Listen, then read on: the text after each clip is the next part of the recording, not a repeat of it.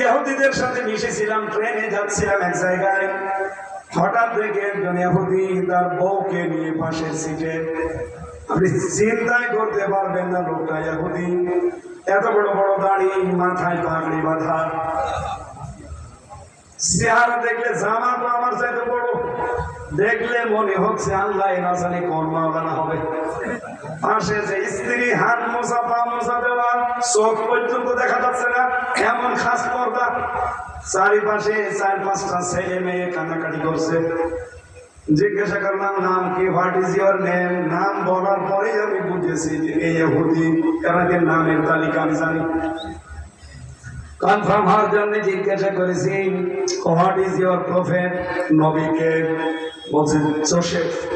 Joseph মানে মুসা আলাইহিস সালাম। আমরা যাকে মুসা নবী বলি, ওরা জোসেফ বলে ডাকে।